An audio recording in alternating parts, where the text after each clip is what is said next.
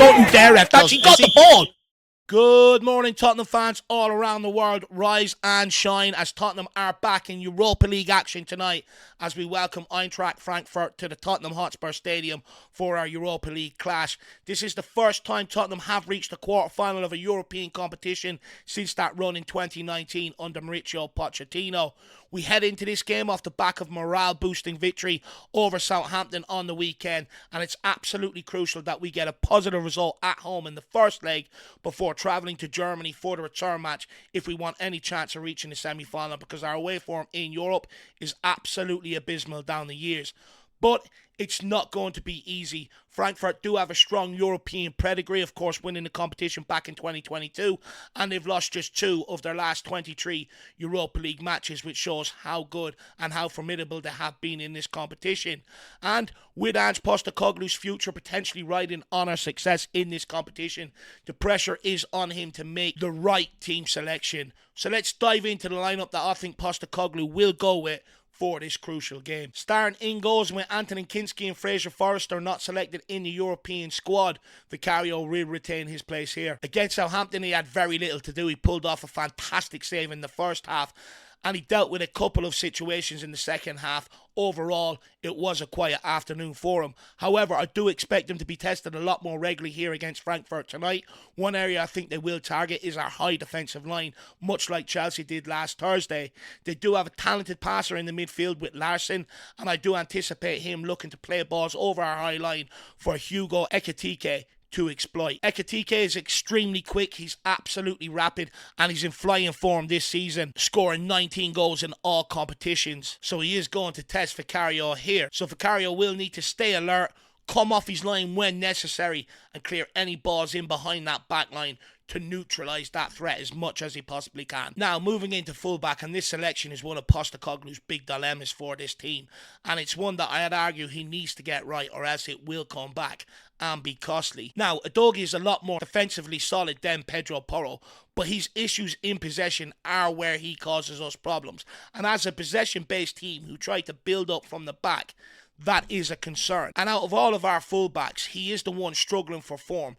Because of this, I do think he'll be benched for this game, but I do think he will return for the return leg in Germany. I'd also make the argument that just as much as Porro and Johnson don't seem to work well together on the right-hand side, I don't think Udogie and Son quite click off the left either. And this is why I do expect Jed Spence to start again at left-back. I think Spence works really well with Son down this left-hand side. I think when Spence plays, we actually get a lot more out of Son. And the combination that we've seen of them for the build-up for the first goal against Southampton at the weekend, and the overall combination play in the first half against Southampton, has to be replicated here tonight. And right now, Spence is in great form, having delivered a fantastic assist with his left foot, by the way, at the weekend. He's absolutely brilliant going forward. Going forward, it's like having another winger, but also defensively, I haven't seen anyone get the better of him yet. We need another massive game here tonight. And then moving on to right back, and the reason why I think Postecoglou will select Pedro Porro is because we have to be on the front foot here. We're at home and we have to go for it. I think with Pedro Porro, his passing and his crossing ability will be absolutely crucial for this game.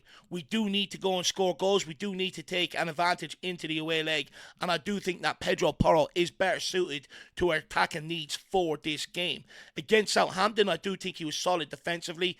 2 excellent crosses, one of which Romero almost scored off the back of, and that's exactly what we're going to need here again tonight. If Porro is selected, we need a massive game from him defensively. It hasn't been a flawless season for him by any stretch of the imagination. His defensive deficiencies have come back to bite us time and time again, so he needs to muck in and have a brilliant game defensively here. I expect him to start the first leg, but I do expect him to drop back to the bench for the return leg in Germany. At right-sided centre-back, Romero will retain his place here, and him and Van de Ven are an absolute brilliant partnership. His aggression complements Van de Ven's calmness and his pace brilliantly. And not only did we miss that aggression in his absence, but there are 2 other areas where I felt his absence has also been missing First, I think he's area threat in the opposition box for our offensive set pieces. The other day he got onto 2 of them, which he nearly scored from, and then another one where he put the ball back across for Bergval's disallowed goal. And we've definitely missed his presence in this area.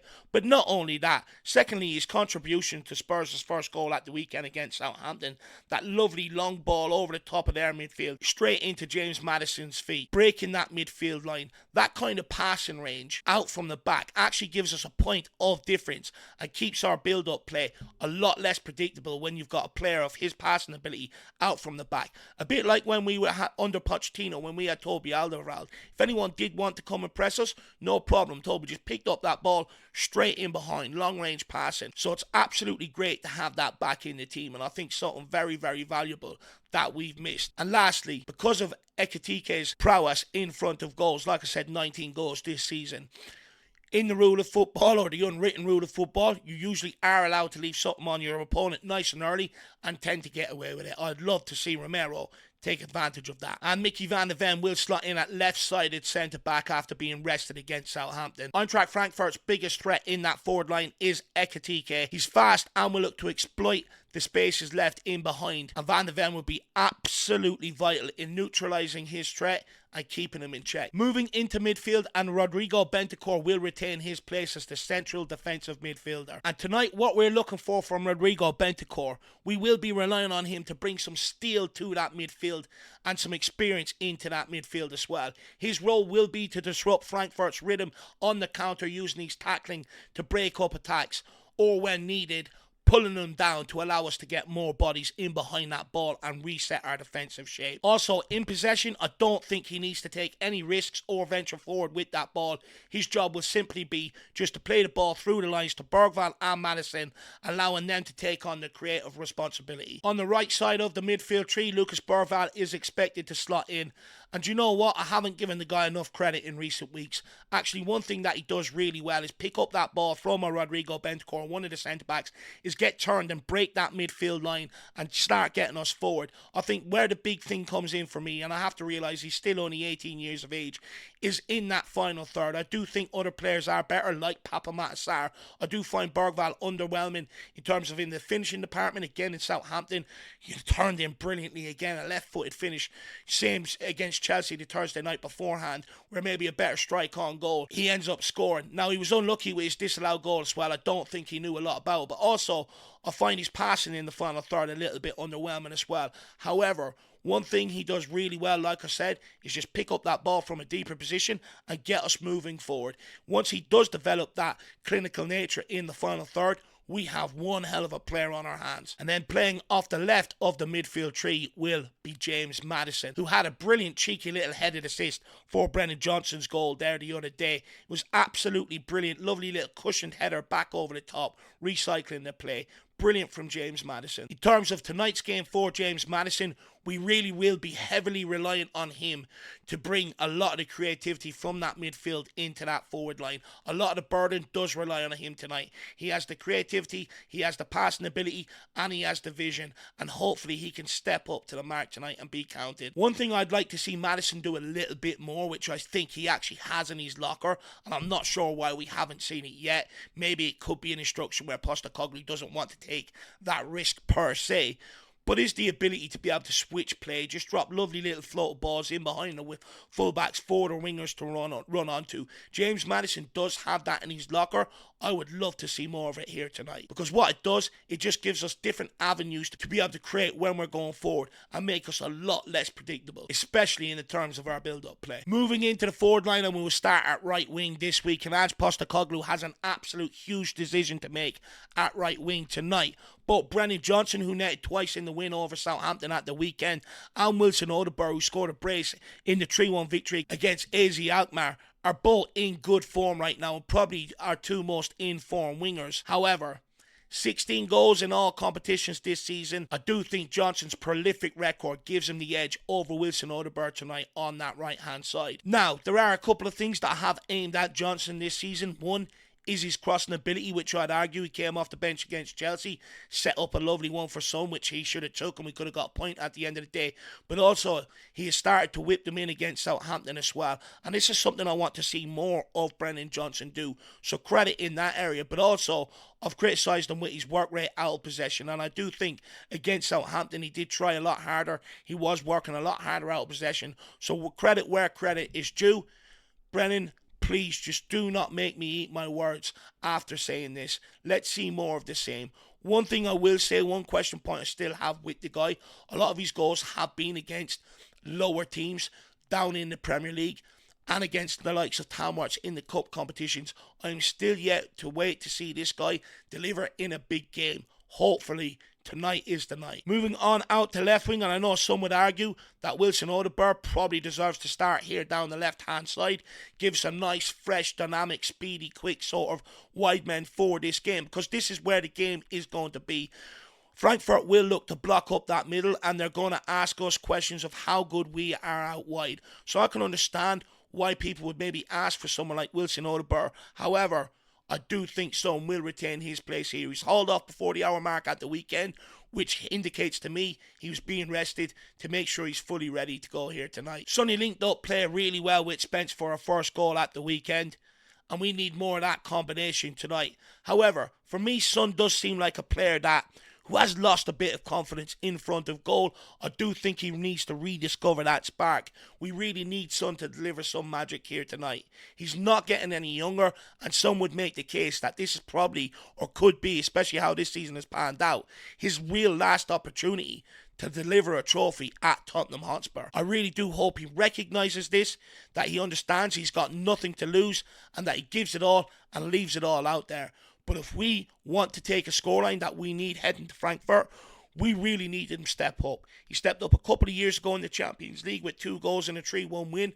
Another one here would help certainly put one foot in the semi-final. And then lastly, that brings me on to the guy up front. I know Matisse Tell scored at the weekend with a penalty. However, I don't think he's even in contention to start here tonight. It will be big Dominic Solanke. Now look, credit to Dominic Solanke, he provides a really good physical presence up front. A vocal point, I would argue, that we don't use the best of our ability at times. And he works his absolute socks off. However, I've given him long enough to try and prove my initial feelings on the signing wrong. But for me, guys, I'm sorry, he just doesn't give me enough. I think when the ball's at his feet, I often find him underwhelming. I very rarely see him being able to link up with others or others being able to play off him. Now, look, I do take in the argument that when we signed him, I think he had some of the most headed goals in the Premier League.